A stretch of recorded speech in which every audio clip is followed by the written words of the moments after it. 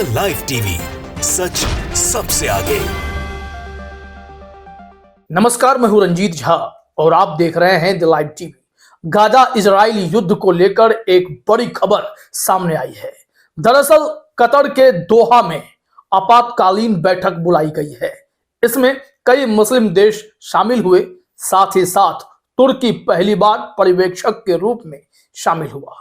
बड़ी चर्चा हुई और एक चौंकाने वाला फैसला भी लिया गया है। ऐलान यह कर दिया गया है कि फ्री फिलिस्तीन की मांग के लिए जो कुछ भी करना पड़ेगा वो किया जाएगा। साथ ही साथ इजराइल से युद्ध विराम करने के लिए और कौन से विकल्प हो सकते हैं, इस पर भी खूब चर्चा हुई है। अमेरिका, इजराइल और यूरोप पर कड़ा रुख अपनाया जाएगा, यह भी कहा गया है। इस बैठक की कुछ तस्वीरें हैं हमारे सामने, जरा देखिए आप भी अपने स्क्रीन पर। ये 4 तस्वीरें आप देखेंगे तो समझ में आ जाएगा कि यह बैठक कितनी महत्वपूर्ण रही होगी। इसमें जो भी निष्कर्ष निकला है इस इमरजेंसी मीटिंग से, वो भी हम आपको बिंदुवार तरीके से बताएंगे। लेकिन कुछ तस्वीरें आप अपने स्क्रीन पर बस देखते जाइए। कैसे स्वागत हुआ है, लोग एक दूसरे से मिले हैं, फिर तस्वीरें खिंचवाई गई हैं जैसे कि कोई बड़ी बैठक होती है। तो उस तरीके से आपको सऊदी अरब के नेता हों या फिर टर्की से खुद एर्दोगन साहब हों, तो इस पूरी तस्वीर को देखने के बाद आप यह तय मानिए कि इन देशों ने कुछ न कुछ ऐसा ठोस प्लान बनाया है जिसके बाद इजराइल के नाक में तो दम होगा ही होगा और फ्री फिलिस्तीन की मांग की ओर यह जो मीटिंग है एक सही दिशा तय कर देगा। अब इसमें आप सारे देखिए, बैठकों का दृश्य भी हमारे पास है। ये फोटो बता रहे हैं कि यह कितनी गंभीर बैठक रही होगी। अब यहां से आते हैं कि क्या डिसीजन लिया गया है, क्या कुछ इस बैठक में हुआ है।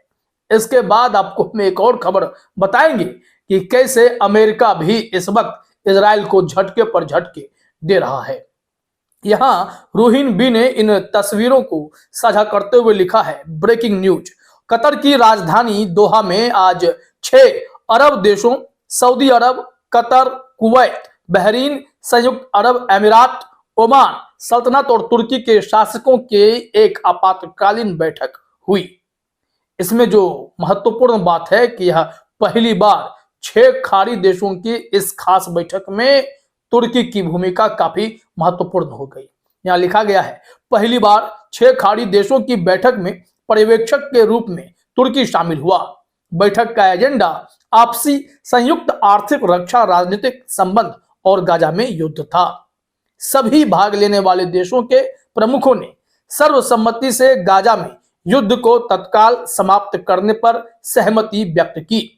फिलिस्तीन के एक स्वतंत्र राज्य की स्थापना पर समझौता, इजराइल, अमेरिका और यूरोप के खिलाफ साझा रुख अपनाया जाएगा। जो अगला पॉइंट है उसमें लिखा गया है कि गाजा के मुसलमानों को प्रायोजित करने और उनकी मदद करने पर समझौता है। गाजा के पुनर्निर्माण के लिए सहायता दी जाएगी। गाजा पर इजराइल के कब्जे को किसी भी हालत में मान्यता नहीं दी जाएगी। गाजा युद्ध की आड़ में मुस्लिम देशों पर हमले नहीं होने दिए जाएंगे। ये इस बैठक के काफी महत्वपूर्ण पहलू हैं। अगर इसे ठीक से समझा जाए तो यह बैठक कहीं ना कहीं फिलिस्तीनियों को बड़ी राहत देगी, क्योंकि यह सब देश अब इजराइल पर, अमेरिका पर और यूरोपियन कंट्रीज पर दबाव निश्चित तौर पर बनाएंगे कि आप फिलिस्तीन को उसका हक दिलाने में इस वक्त साथ खड़े हों। इजराइल तो गलत ही कर रहा है, इजराइल नरसंहार कर रहा है। गाजा पट्टी में बमबारी करके, हवाई हमले करके ना जाने कितने निर्दोष बेगुनाहों की हत्या इजरायली सेना ने कर डाली। लेकिन यह भी बड़ा सच है कि जब से इजराइल ने ग्राउंड ऑपरेशन करने का प्लान बनाया है, वो खुद अपने पैर पर कुल्हाड़ी मार बैठा है। गाजा पट्टी में हमास के लड़ाकों ने इजरायली सेना को मुंह तोड़ जवाब दिया है, पीछे हटने पर मजबूर कर दिया है और इन लोगों की भी जानें इसमें गई हैं।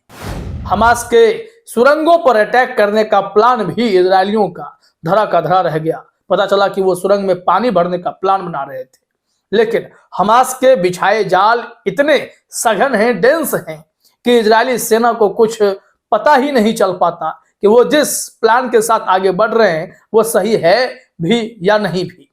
क्योंकि इजरायली सेना के मरने की संख्या खूब तेजी से बढ़ने लगी है जब से ग्राउंड ऑपरेशन हुआ है।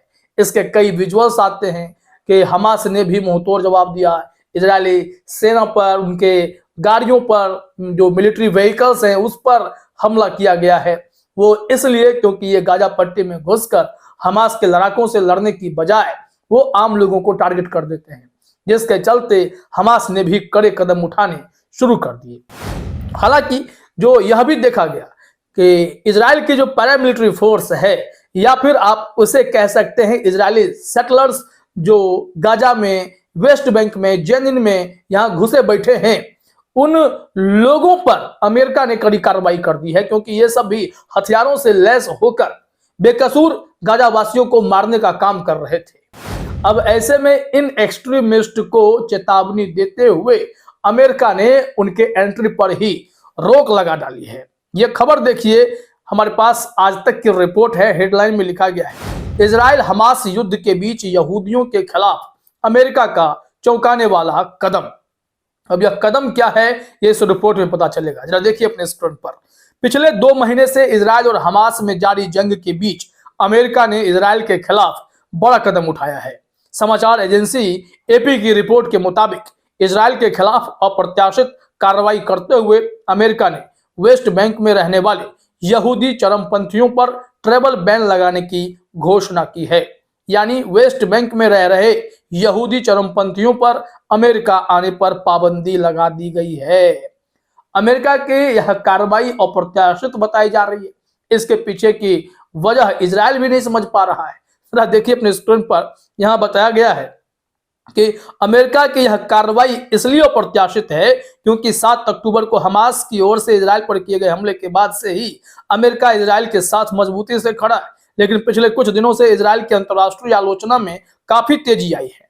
अमेरिका में इजराइल के राजदूत ने इस पर टिप्पणी करने से इनकार कर दिया है कि यह फैसला क्यों लिया गया है।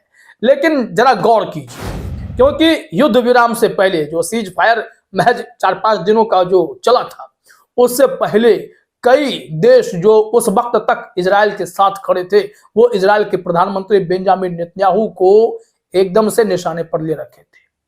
यहां तक कि जर्मनी से, फ्रांस से लगातार खबरें आने लगी कि ये लोग इजराइल के कदम से नाखुश हैं। फ्रांस के मैक्रोन साहब ने तो इतना तक कह दिया कि युद्ध नियमों का तो उल्लंघन ये कर ही रहे हैं, लेकिन हमने अगर उनका साथ भी दिया था तो आतंकवाद के मुद्दे पर दिया था, इसलिए नहीं दिया था कि ये जाकर गाजा पट्टी में कत्लेआम करें, महिलाओं को, बच्चों को मारे। क्या इस शर्त पर यह युद्ध लड़ा जाएगा? उन्हें भी पता होना चाहिए कि जवाब देना पड़ेगा अंतर्राष्ट्रीय स्तर पर भी। लेकिन विडंबना देखिए, बेंजामिन नेतन्याहू को जिसने भी नसीहत दी, सबको वो सुना गया। यूएन के चीफ ने भी नसीहत दी थी कि यूं ही गाजा पट्टी से हमास ने इजराइल पर हमला नहीं किया था।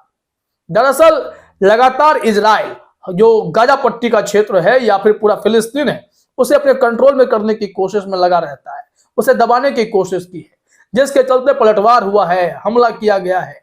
तो ऐसे में यह गौर करने वाली बात है कि कहीं ना कहीं इनके साथ अन्याय तो हुआ, तभी तो पलटवार हुआ। अब जब यूएन चीफ ने उन्हें कहा कि आप युद्ध नियमों के खिलाफ ना जाएं और इन गलतियों पर विचार करें, तो उन्हें समझाने लगे कि आप आतंकवादियों का साथ दे रहे हैं। तो कुल मिलाकर स्थिति यही है कि इस वक्त जो फिर से खाड़ी देशों की बैठक हुई है, इससे पहले कुछ ऐसी ही बैठक सऊदी अरब में हुई थी, उसमें तो ओआईसी की ही बैठक हो गई थी और भी मुस्लिम देश एकजुट होकर मीटिंग कर रहे थे। निर्णय यही लिया जा रहा था कि कैसे युद्ध विराम हो। बाद में लगातार कोशिश के बाद एक रास्ता निकला था कि 4-5 दिनों के लिए सीज फायर किया गया। इस बार भी कोई उपाय निकले, नहीं तो यह कत्लेआम जारी रहेगा, जो कहीं से भी उचित नहीं है। फिलहाल इस वीडियो में इतना ही। आप सभी का हमसे जोड़ने के लिए बहुत बहुत धन्यवाद। द लाइव टीवी, सच सबसे आगे।